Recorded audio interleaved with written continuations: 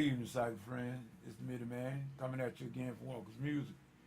Yet another word for today. We give God praise and all the glory and honor. We thank Him for life, health, and strength. Thank Him for as well as it is. We come to you tonight. As you see the title of my video, it said we must keep our trust in God. And I mean that, people. We must keep our trust in God. Now, let me explain something to everybody tonight. Y'all see this? Y'all haven't seen this in a long time, have you? I know it because it's been a long time since I had my old trusted Bible in my hand. And believe it or not, now I read the Bible every day. But you see what done happened, we done got spoiled with technology. Everybody just about have become spoiled with technology. I got Bible programs on my iPhone, and I got Bible program on here, daily devotions I get sent to my phone. On this everything right here, it's amazing what this thing can do. I think sometime I wished I'd have got one years ago, but nevertheless, it's better late than never. So that iPhone got Bible programs on it. Got Bible programs on my tablet, and I got two of them, two tablets. This one here is Samsung, and I got another one over here. This one here is in a case. As you can see there, that's a tablet. That's also a tablet, 10-inch. Got some issues with this one, though. That's why I got that Samsung to replace this one. I still use it for certain things. But nevertheless, what I'm saying, I got the Bible apps on all of that, and therefore it makes me not pick up my hard copy right here, my hard copy, because I got all the other Bibles. Then I got Bibles on all of my laptops and desktop computers. So that's one of the reasons why I got this Bible tonight. I took it out. I want to reference it tonight in the little videos that I'm going to do. People, you know what? Let me tell you something now. Those of you that I don't know. I ain't no telling what people are saying about these videos. Probably not that many people watch them anyway, because first of all, most people do not want the Word of God anyhow. So now, if I was doing some sort of documentary on sex and all this other stuff, and I had pictures and showing a whole lot of different stuff on that nature, whatnot, and trying to give all kinds of advice. A lot of times people be trying to give advice, they don't know what they're talking about no way. And I come out try not to give no advice of my own, but I come from the Word of God. And this is how come I say tonight, I just wanted to sit here for just a few minutes and speak about we must keep our trust in God. And I'm going to tell you why. There's something in the Matthew 24, and I don't even have to go there. Y'all already know the issue. I don't even have to go there. But just for the sake of argument, I will go there to let everybody know that I'm not trying to say this for myself. These are not my words, but these are the words of our Master Jesus himself. And this is what he told his disciples when they came to him asking him about the temple and about the end days and about what was going to happen. And these are the words that Jesus told them. He said in Matthew 24, I'm not going to read it all, but I'm just going to read a couple of little segments from different parts of the 24th verse, the 24th chapter, I mean. And he said, Jesus went out, departed from the temple, and his disciples came to him to show him the buildings of the temple. They were very impressed about the temple. The temple was a beautiful thing. They were very impressed with it. And they thought that they could impress Christ, but Jesus was not impressed. And he told them that there wasn't a stone there standing that was not going to be thrown down. He was speaking of the destruction of the temple in 70 A.D. when Titus and Vespasian, them generals, came down 70 A.D. and seized the city of Jerusalem. They burned down the temple, and they took the people off and dispersed the people every which way, and a lot of them were killed. A lot of them were killed. This is what Jesus was speaking of when he said, "Oh, Jerusalem, Oh, Jerusalem, how long have I wanted to bring your children in like a chick cover their chicklets with the wings, but you would not let me. He said, therefore your house is left to you desolate. Jesus prophesied that to them at that particular time. Let us read on. Then Jesus said, verily, verily, I say, see you not all these things, verily I say unto you, there shall not be left here one stone upon another that shall not be thrown down. Then Jesus told them about the end times. He said, take heed that no man deceive you. Meaning in the end days, people we are living in now, there's going to be mass deception. You got to be very careful of who you believe these days. Because everybody got a doctrine. Everybody got a doctrine. But if you're not coming, if your doctrine is not based on this, then you got a false doctrine. Jesus said that, and this gospel of the kingdom shall be preached unto all the world for a witness unto all nations, and then shall the end come. In other words, ain't no mountains gonna skip people. Ain't no valleys gonna be made low. The sun might turn to darkness, the moon may turn to blood, but until this gospel be preached, it ain't no end yet. This gospel got to be preached. In other words, when as a favorite minister of mine, matter of fact, I joined the church up under his revival meeting or crusade at my church years ago, over 45 years ago. His name was Reverend J.A. Severson, and he preached a sermon, and I never will forget it. That's the sermon that I went forward on. And he preached it called This Gospel. This Gospel. In other words, ain't nothing going to happen until this gospel be preached. Now, see, you can go around and you can talk all you want. You can get up and talk all night and won't say a word about this gospel, because this gospel is based on the truth. Amen.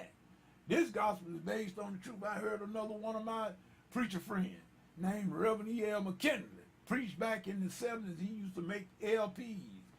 And my great aunt Tita gone on. She passed on back in 2004. But me and her used to sit around and listen to those great sermons on. Named Reverend E.L. McKinley. He said, now I don't care. He said, what you do, this gospel has got to be based on the truth.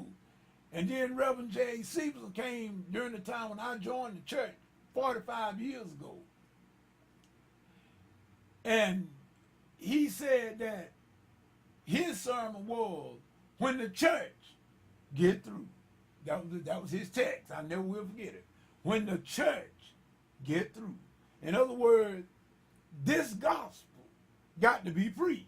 In other words, that's why Reverend J.A. Severson said, when the church get through, it ain't going to be no end of no world, because it ain't going to be no end of no world, no way in that fashion. It ain't going to be no doomsday. It's just going to change system. Jesus is going to come back here and set this thing straight after a while. In other words, when the church get through. So now, you ain't, I don't know about y'all, but many men ain't worried. And I mean, I can sit here now. And I used to couldn't say this. I used to couldn't say this. God knows I could. But I can say that I can sit here right now. Many men don't worry about nothing. Do you hear me?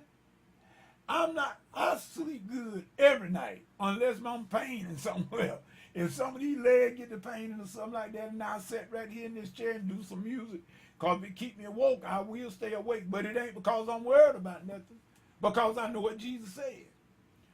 Ain't none of this stuff you can talk. I don't care. You know what? People that talking bad about President Trump, they talking bad. Some of them talk bad about Obama. They talk bad about George W. Bush. They talk bad about his daddy, which was my commander-in-chief when I was in the military. They talk bad about Clinton. They talk bad about Reagan. They talk bad about Jimmy Carter. You know what I'm saying? I mean, you know, people, some folk just never satisfied. But let me tell you something. No matter what, I don't care what you said about them, that still didn't change the fact that they were the president of the United States. When they was in there, they were still the president of the United States. So all of you people that going around you talking all the bad, talk about Donald Trump and President Donald Trump, I'm going to give the man respect. He's the president of the United States, regardless of whether I like him or not. What you like ain't got no bearing on his presidency. He is the leader of this country. And you know what? I'm gonna tell y'all something. Now, I don't looked at this Kim Jong or whatever you want to call it, and I got to respect him as the, you know, whatever. He's the leader there of North Korea. Regardless of how we think about that man, there's some people over there in North Korea that like him too.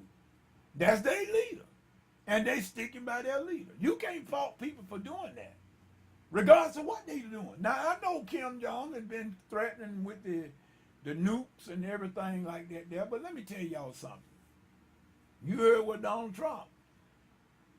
J. Trump, in other words, my middle name is J2, Ernest J. Walker, Donald J. Trump. Well, let me tell you something. Those J don't mean for jackass. Donald Trump, regardless of what you think about him, the man is not a jackass. He didn't get his status by being no fool. Some of us ought to be glad that we got somebody in the presidency, in the leader of this country, that's not afraid to stand up. You understand what I'm saying? Now, I was in the military. And I'm not afraid to carry my M16. And if they want to give it back to me, I'll take it now. So what I'm saying is, we need to stop all this here galliwagging around and talking all this negative talk, because, see, it's going to be just what Jesus said when he told the disciples right here in Matthew 24. He said, those days you're going to have nation against nation, kingdom against kingdom. You're going to have mothers against daughters, fathers against sons. All these things must be. So y'all might as well, all of us, me and then all of you as well, you might as well hush your mouth, because you can't change nothing. You can't change nothing. I can't change it. But what we can do, we can rest assured in God's word. Jesus told us not to worry. And guess what? That's what Minuteman going to do. I'm not going to worry about nothing. Because guess what? I'm going to live until I die. And so are you. It's two things you couldn't help. You couldn't help the day you were born, and you can't help the day you're going to leave here. But if needs be, if the Lord decides he want Minuteman to stay on his feet until he comes, what it is to you. Didn't Jesus tell that to Peter? When Peter asked about John, what about this man? Jesus said, you didn't follow me, Peter. What it is to you if I let this man live until I come back again? That ain't none of your business. You do what I tell you to do. See, that's what all of us need to be about. If we will stop all this here bad mouthing the president and the Congress and thinking that, and because really and truly, my help don't come from Capitol Hill no way. My help comes from the hill. The hill. My help comes from the kingdom on high. So I'm not going to worry about what man has got going. I know Kim Jong got all the old missiles over there. He can throw them up into space and everything. So what? If a missile hit today, that just means I see God tomorrow. That's all that means.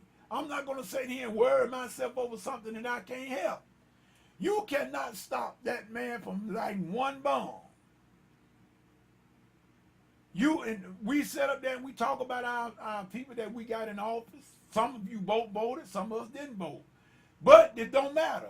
Because, see, first of all, what's going to be. You can't change that. In other words, instead of worrying about the stuff that we cannot change, we need to get about our Father's business and get about doing this. When the church get through, all of us who claim that we are in the church, we claim Christianity, what we need to be doing is proclaiming this gospel, trying to get people to recognize and realize that they need a Savior. That's what we need to be doing. Instead of worrying about the bomb, you can't do nothing about that bomb. And believe you me, it's more than North Korea that got them bombs. It's a lot of Koreas got those bombs, those same bombs. We got them. Russia got them. China got them. India got them. Just about every major nation, if they're especially the three, well, we used to call them the three superpowers, which is United States, Russia, and China. Those were the three superpowers that always they got the nuclear power. We've been had it for a long time. And a lot of the third world countries, they came on behind. But nevertheless, it ain't no telling who got nuclear bombs now.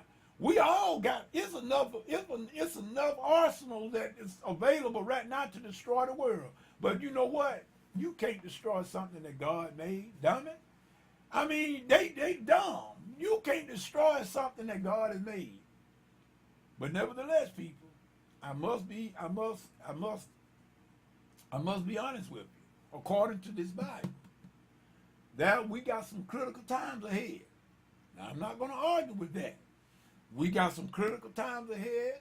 There are going to be some things. There are going to be some heartache, some pain. Yes, it's promised. Nothing we can do about that. But you can rest assured you don't have to worry. People, why lose sleep over something that you can do nothing about? It don't hurt me. I mean, before my head hit the pillow, I'm going to sleep.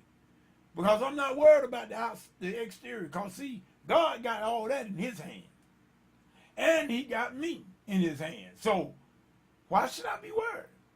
Like I say, if we die today, that means we see God today. People, everybody want to go to heaven, but don't nobody want to die. The only way you can get there, you got to transcend out of this life. Now, none of us know how it is because, to my knowledge, ain't nobody ever came back and told us how it was, except for Jesus. Jesus is the only one that done rose from the dead. He the firstborn of the dead. Jesus has risen, and he told us that we were going to be just like him. So one day, this old body that you see here, I'm going to get this body back, but it's going to be supernatural. You can never hurt it no more. When Jesus changed this body, it's going to be my body. But he's going to change it. It's going to be the way it should have been from the very beginning. We will never die. There will be no more pain, no more sorrow, no more suffering. People, we ought to want to usher that in. We ought to want that. But let me tell y'all something. Y'all ain't going to believe this, and then I'm going to cut this video off. Do you not know that there are some people that do not want Christ to come back? They submitted, man, now why you say that? Because I can see. People don't really want Jesus to come back because they love this world. They really love this world system. They love the buying and the selling and the whatnot. Hey, I enjoy technology, people. I enjoy technology. I got my iPhone, my computers and everything. I enjoy them. And I can use the technology. I'm pretty good at it and everything, but I'm not to the point to where I can't give all this stuff up. Because I will put nothing before Christ. Oh no, nothing. Now I mean, if I see I got some great nephews, great nieces, and all of them. Now I'm crazy about them. Great grands, I'm crazy about. And when I see myself getting to the place where I look like I'm finna put them up there by Jesus, I have to bring myself down.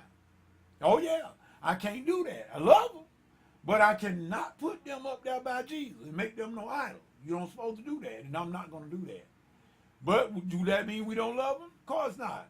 But you just cannot make an idol. You can't make an idol.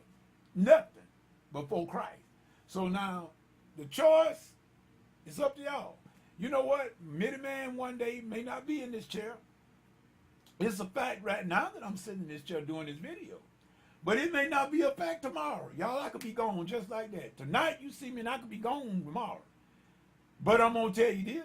As long as God keep breath in me, I will be doing just what I'm doing, proclaiming this gospel, telling the people the truth about the love of God, which he showed to us through his son, Jesus.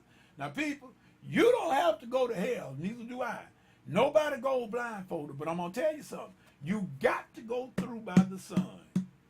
I mean, all that little stuff y'all call yourself doing, all that little bit of stuff that I call myself doing, all the good work that we think we doing, that ain't worth Kool-Aid. It ain't going to get you nowhere. The only way we going to be saved is through the blood of Jesus. And if we don't accept that sacrifice that he did out on Mount Calvary, it ain't no hope.